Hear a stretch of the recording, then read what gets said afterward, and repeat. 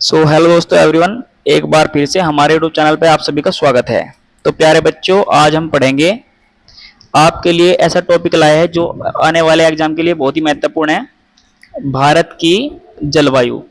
अगर आप एक बार इस टॉपिक को पढ़ते हैं ध्यान से तो आपके यहाँ से जितने भी क्वेश्चन जलवायु से बनेंगे वो सारे आपके बहुत ही महत्वपूर्ण तरीके से होने वाले हैं। और आप किसी भी प्रकार का टेस्ट लगाएंगे तो आपके क्वेश्चन यहाँ से एक भी नहीं छूटेगा। तो प्यारे बच्चों, ये जो आप देख रहे हैं सब यहाँ पर अब पढ़ाया जाएगा। ठंडी जलवायु, गर्म जलवायु, शुष्क बारिश कैसे होती है, कैसे नहीं होती है, सब हम आपको यहाँ पर बताने वाले हैं। अक्षांश, ऊंचाई, दूरी और पवन प्रणाली जो भी है आपके सभी हम आपको यहाँ पर बताएंगे। तो दोस्तों बने रहे हमारे साथ और वीडियो को लाइक, शेयर और वीडियो को पूरा जरूर देखें, ठीक है। तो आइए चलते हैं, स्टार्ट करते हैं। तो ये रहेगा हमारा पहला, इसमें हम आपको देखते हैं। यहाँ से हम स्टार्ट करते हैं, जो हमारा रहेगा स्टार्ट करते हैं। भारत की जलवायु का अर्थ मानसूनी स्वरूप है, ठीक है। जो भारत की जलवायु है उसका अर्थ है मानसूनी स्वरूप। अब जलवायु देखते हैं, क्या बोलते हैं, क्लीमेट, ठीक है। जलवायु को देखते हैं, पढ़ते हैं इसके बारे में थोड़ा सा। किसी स्थान अथवा देश में लंबे समय के तापमान, वर्षा और वायुमंडलीय दबाव तथा पवन की दिशा, वेग के अध्ययन को जलवायु कहते हैं। आपको ये याद रखना है, जैसे तापमान होगा, वर्षा हो गई और वायुमंडलीय दबाव, पवनों की दिशा क्या कहते हैं, जलवायु कहते हैं। तो बच्चों ये आपको याद रखना है, बहुत ही इंपॉर्टेंट है। अब इसके बाद जो दूसरा हमारा इसमें पॉइंट रहेगा, दूसरा पॉइंट है हमारा मौसम बनाम जलवायु। मौसम बनाम जलवायु के बारे में पढ़ते हैं, क्या है मौसम। वायुमंडलीय की अक्षणिक अल्पकालिक अवस्था है, जबकि आपको याद रखना है जलवायु अपेक्षाकृत लंबे समय तक, यानी कि लंबे समय जैसे 50 वर्ष हो गए या 50 वर्ष से अधिक मौसमी दशाओं के औसत से निर्धारित होती है। ये आपका रखना है, इसे बोलते हैं मौसम बनाम जलवायु, ठीक है। यहाँ पर आप देख सकते हैं ये 50 वर्ष से अधिक और अक्षणिक अल्पकालिक अवस्था, ठीक है। इस प्रकार से आप समझ सकते हैं। तो आगे बढ़ते हैं। अभी भले ही आपकी थोड़ा समझ में ना आए, यानी कि जब आप आगे बढ़ोगे तो उसमें थोड़ा अलग टाइप से मतलब आपको मिलेगा बहुत अच्छे तरीके से, यहाँ से आपकी समझ में आना शुरू हो जाएगा। मानसूनी जलवायु, आपको आप सभी को पता है भारत में उष्णकटिबंधीय मानसूनी जलवायु पाई जाती है, यानी कि भारत की जो जलवायु है उष्णकटिबंधीय मानसूनी जलवायु है। ये आपको याद रखना है। अरब सागर एवं बंगाल की खाड़ी से चलने वाली हवाओं की दिशा में ऋतु के अनुसार पूरी तरह से उत्क्रमण परिवर्तन हो जाता है, जिसके कारण इसे मानसूनी जलवायु कहा जाता है। अब यहाँ पर हम आराम से बिल्कुल समझेंगे, ये आप देख सकते हैं, इसको समझते हैं।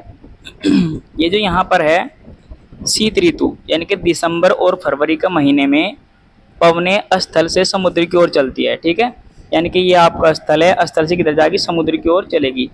और ग्रीष्म ऋतु में क्या होगा, जून से सितंबर तक पवनें समुद्र से स्थल की ओर चलेगी, यानी कि जमीन की ओर चलेगी, समुद्र से जमीन की ओर चलेगी। और शीत ऋतु में यानी कि दिसंबर और फरवरी में स्थल से समुद्र की ओर चलेगी और समुद्र से स्थल की ओर चलेगी जून और सितंबर में। ये आपको याद रखना है, बहुत ही महत्वपूर्ण है। तो आइए आगे बढ़ते हैं। इसमें देखते हैं हमारा दूसरा पॉइंट रहेगा हमारा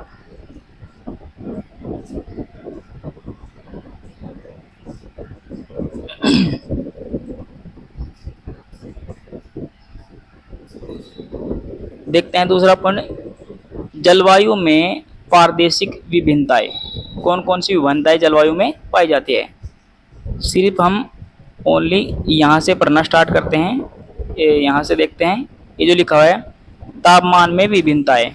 ग्रीष्म काल क्या पढ़ते हैं हम, सबसे पहले हम देखेंगे ग्रीष्म काल।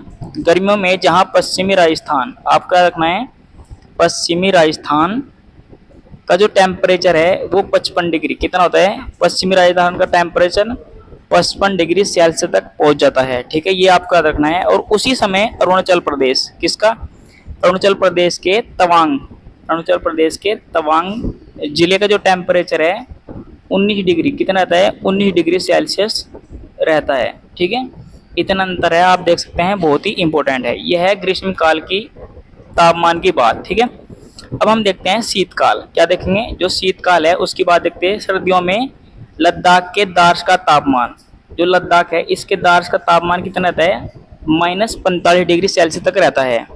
अगर बात करें तभी की, उसी समय की, तो भारत के जो तिरुवनंतपुरम एवं चेन्नई, तिरुवनंतपुरम एवं चेन्नई का तापमान कितना रहता है, 20 डिग्री से और 22 डिग्री सेल्सियस के बीच में तापमान रहता है। ठीक है, ये आपको याद रखना है, कब का है, शीतकालीन तापमान है। बहुत ही इंपॉर्टेंट है, पेपर में काफी बार पूछा गया है, ये आपको याद रखना है। अब इसके साथ इसमें देखते हैं जो हमारा है तापांतर।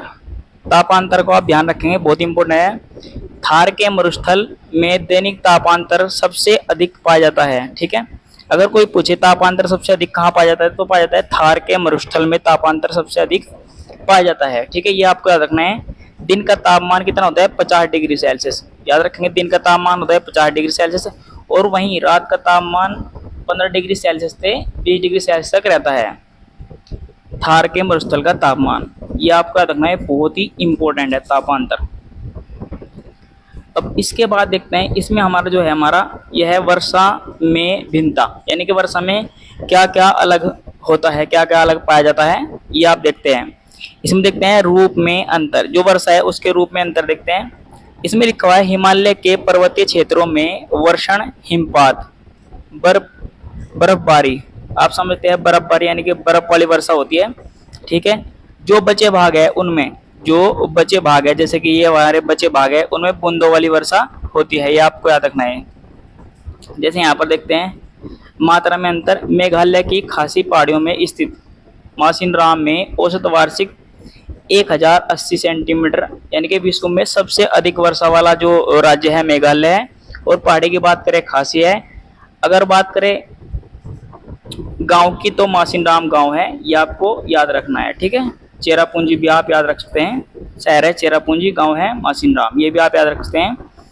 और बात करें वैसी जैसलमेर में, यह 9 सेंटीमीटर, ओनली 9 सेंटीमीटर के आसपास वर्षा होती है। ठीक है, ये आपको याद रखना है, बहुत ही महत्वपूर्ण है।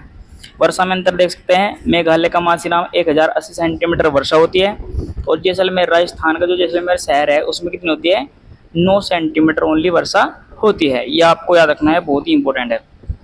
अब देखते हैं समय में क्या अंतर रहता है। देश के अधिकांश हिस्सों में वर्षा जून से सितंबर, कब तक, जून से सितंबर तक दक्षिणी पश्चिम मानसून के बीच होती है, लेकिन तमिलनाडु के कोरोमंडल तट पर वर्षा अक्टूबर से नवंबर के महीने में होती है, ये आपको याद रखना है, बहुत ही इंपॉर्टेंट है। यहाँ पर समय में अंतर दिया है, अधिकांश वर्षा जून से दिसंबर तक मानसून आता है, और तमिलनाडु के कोरोमंडल तट पर कब आता है मानसून, अक्टूबर से नवंबर तक, ये आपको याद रखना है, बहुत ही इंपॉर्टेंट है। ठीक है, देखते हैं इसमें नेक्स्ट।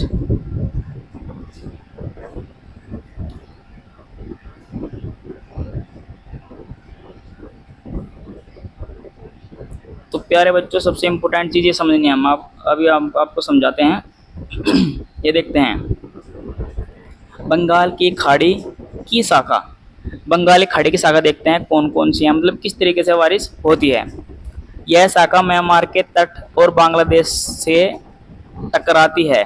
देखो, अब आप देखते हैं ये हमारा बांग्लादेश है यहाँ से, और ये म्यांमार का ये तट है सारा। ठीक है, और यहाँ से टकराएगी, और टकराने के बाद उत्तर पूर्व की ओर मुड़ जाती है। ठीक है, आपको ध्यान रखना है। देखो यहाँ पर लिखा हुआ भी है, बांग्लादेश से टकराती है जहाँ अराकान पहाड़ियाँ इसे भारत के उत्तर पूर्व की ओर मोड़ देती है। ये आप देख सकते हैं, भारत के इस हिस्से में यहाँ पर उत्तर और पूर्व की ओर मोड़ देती है। इस तरीके से ये वर्षा, मतलब ये हवाएं चलनी शुरू हो जाती है। ठीक है, ये आपका मेहमान रहा, और ये रहे अराकान की पहाड़ियाँ। ठीक है, यहाँ से उठेगी, ऐसे जाएगी, और ऐसे फिर इधर। एक बार और समझते हैं, देखो यहाँ से उठी, यहाँ टकराई, और टकराने के बाद इधर मुड़ गई। ठीक है, इधर मुड़ जाएगी, उत्तर पूर्व की ओर मुड़नी स्टार्ट हो जाएगी। ठीक है, ये आपको याद रखना है। अब चलते हैं आगे, हमें देखते हैं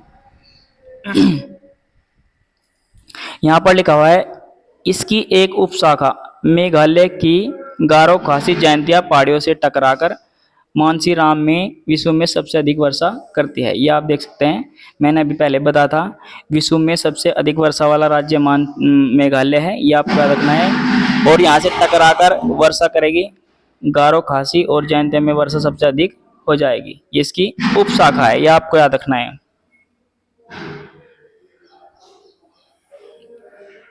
आगे देखते हैं इसमें, ये सब बंगाली खाड़ी से उठने वाली मानसून है, ये आपको ध्यान रखना है। दूसरी शाखा गंगा के मैदान के सहारे पश्चिम की ओर बढ़ते जैसे जैसे यह समुद्र से दूर पूर्व से पश्चिम की ओर बढ़ती है, वर्षा की मात्रा घट जाती है।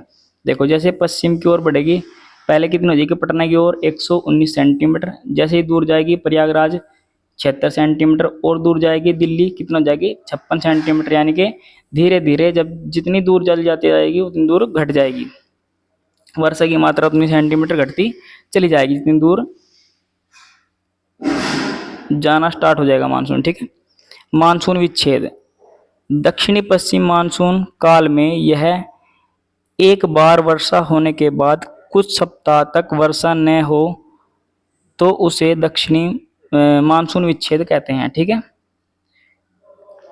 एक बार वर्षा होगी और कुछ साल तक वर्षा ना हो उसे दक्षिणी मानसून विच्छेद कहते हैं। ये आपको याद रखना है, बहुत ही इंपॉर्टेंट है। इसमें आगे देखते हैं,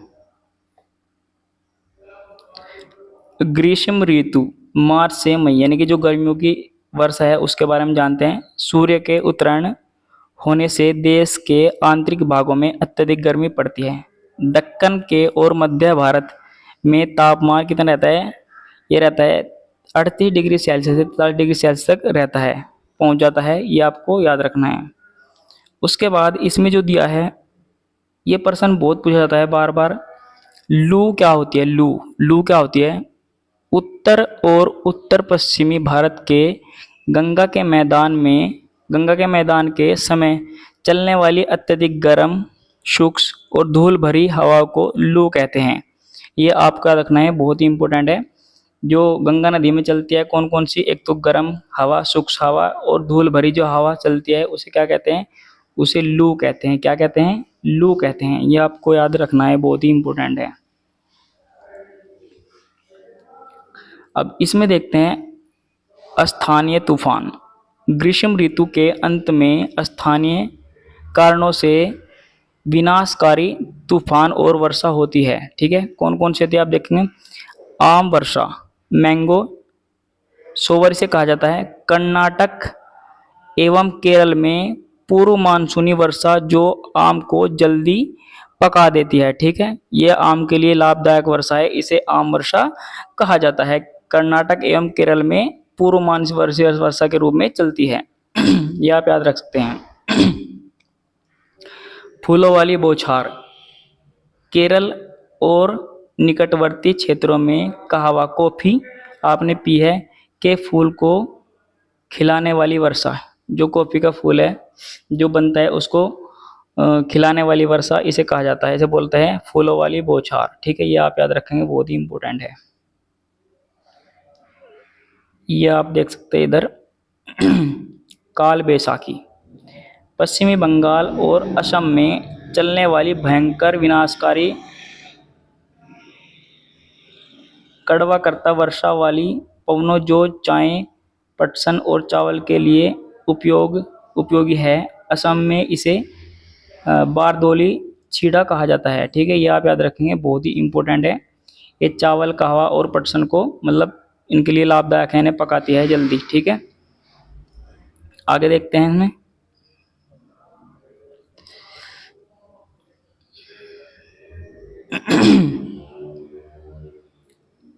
ये प्रश्न भी काफी बार आता है, एल नीनो और ला नीनो का प्रभाव यानी किसे कहा जाता है, एल नीनो और ला नीनो। ठीक है। ये आपको याद रखना है। तो इसमें देखते हैं, एल नीनो यह पेरू के तट पर प्रत्येक 3 से 7 वर्ष के अंतराल में विकसित होने वाली अस्थायी गर्म समुद्र जलधारा है। ठीक है। यानी कि 3 से 7 वर्ष बाद विकसित होती है, अस्थायी है, कभी कभी आती है, कभी कभी नहीं आती है। यह प्रशांत महासागर के वायुदाब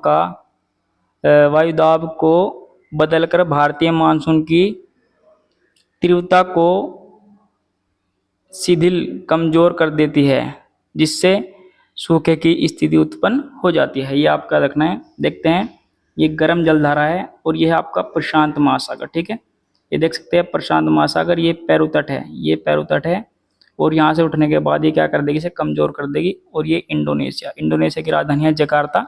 ये भी आपको याद रखना है, बहुत ही महत्वपूर्ण है। आगे बढ़ते हैं इसमें।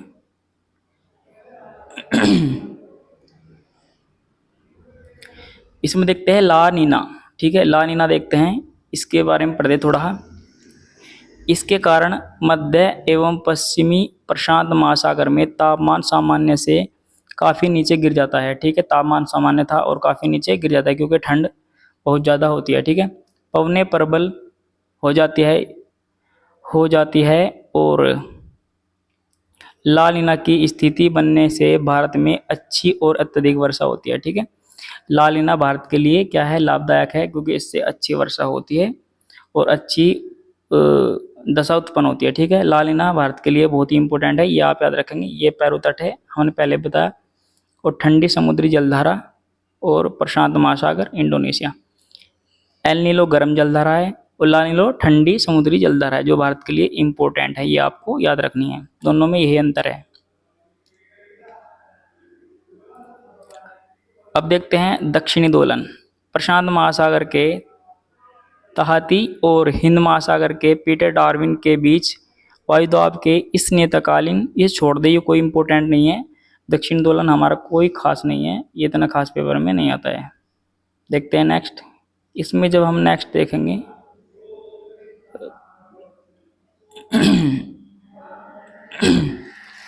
इसमें नेक्स्ट देखते हैं हमारा वायुदाब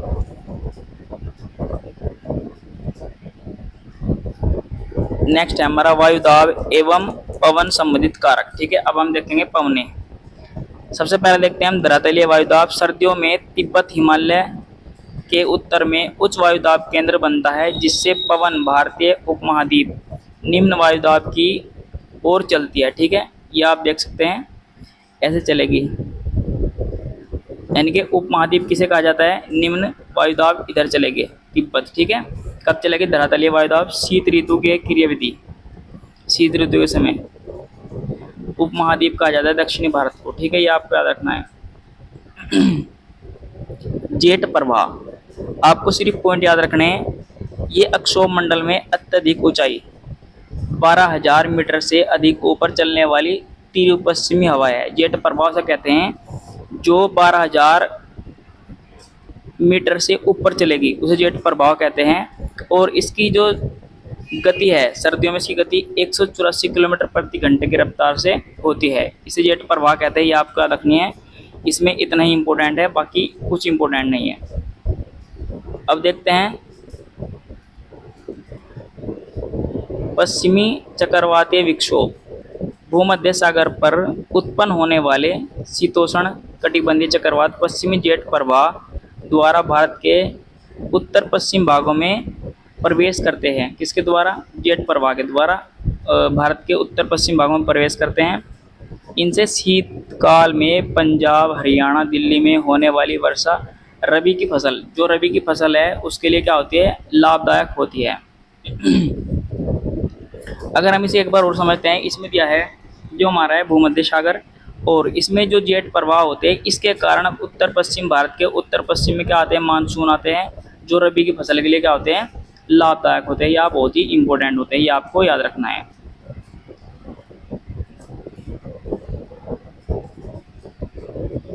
अब इसमें देखते हैं, ये हमारा दिया है मानसून के निर्वतन लौटने की ऋतु अक्टूबर और नवंबर के बारे में जानते हैं, थोड़ा सा जानेंगे, बहुत इंपॉर्टेंट है।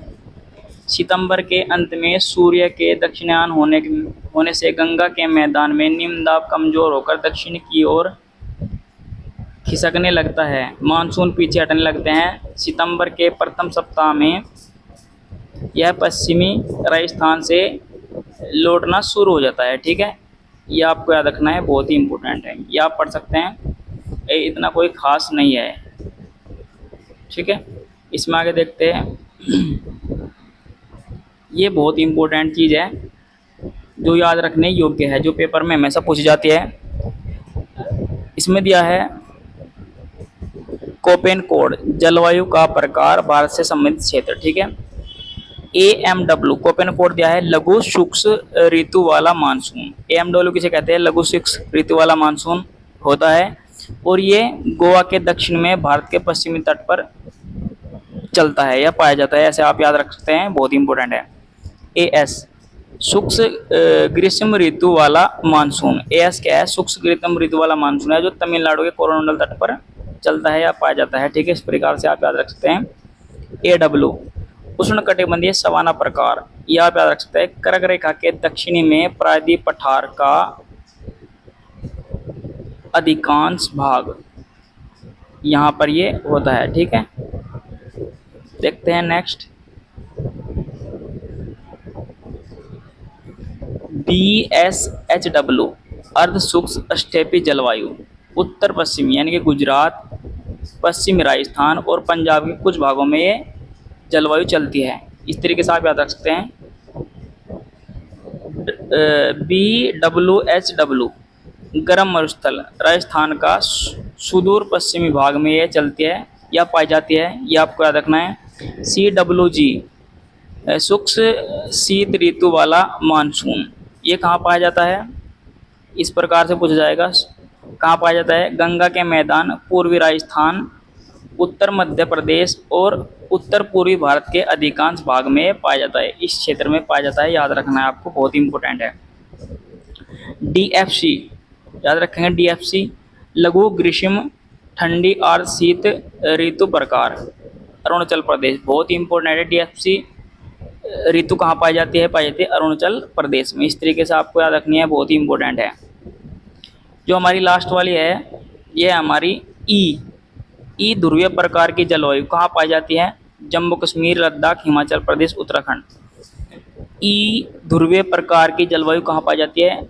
जम्मू कश्मीर, लद्दाख, हिमाचल प्रदेश, उत्तराखंड में पाई जाती है।